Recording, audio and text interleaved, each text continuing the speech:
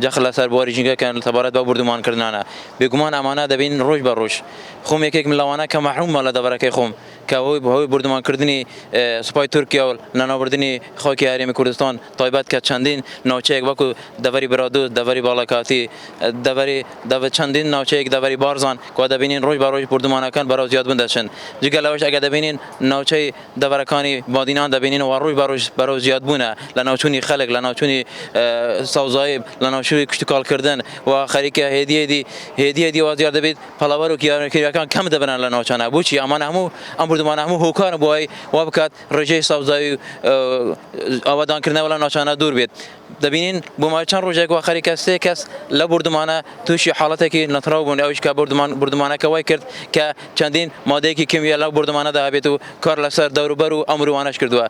و باز کند لنا خوشخانه کان و خندرا چندین نشانه لسر جسته آن درست بوا که و نشانه او که لنا بردمانه چندین ماده کیمیایی لنا ده بوا بداخو اما ما قبول نکین ما کور خرج جنگا کان چک زیاتر کار لسر بواری جنگا کردوا و دبین روی بر روی زیاد بونده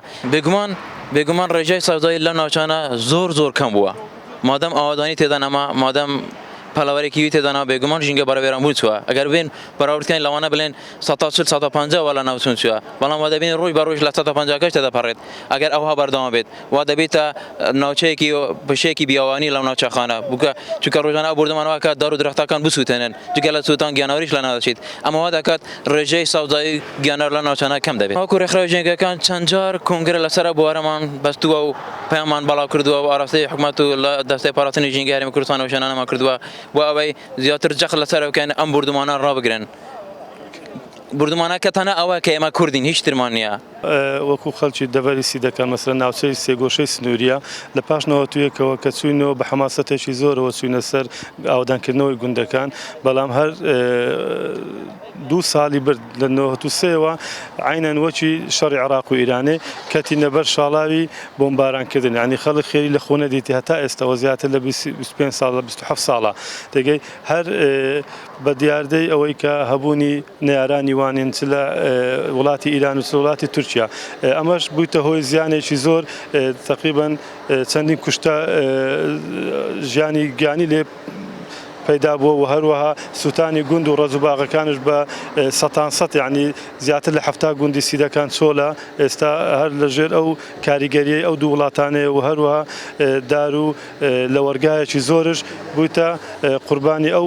پلانانە زیاتر لە چەندین دۆنم یعنی نەسیدەکان مەسەلەن تا حدودی مێرگە سۆر یعنی گەورەترین ناحیە تقریبا لە عێراقی ئەو زیاتر لە 70 گوند 150 گوندی ئاوادانە ئەوانش لە ڕاوکەیەکی زۆردانە ڕۆژانە تووشی دەیان کارە ساتە بن ینی ئەو 3 ساڵە زیاتر لە 45-50 سەر ڕەشەوڵاغی گوندنشینان بەتاڵە نەبردرێتن لە وڵاتی ئیرانێ تورکیا زیات ئەو ڕەشەوڵاغ و ئەو حیواناتەی کە ئەستە بن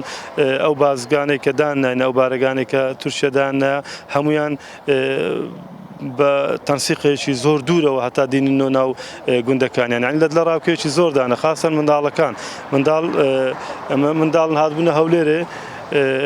تیاران لێرە دیتبوون خوانە شاردەوە یعنی وانەزانی هەلە سیدەکانە و هەلێدانە و بۆمبارانە یعنی ئەوەش لە ڕاوکەیەکی دیکە یعنی لۆ مەڵەتەن دروست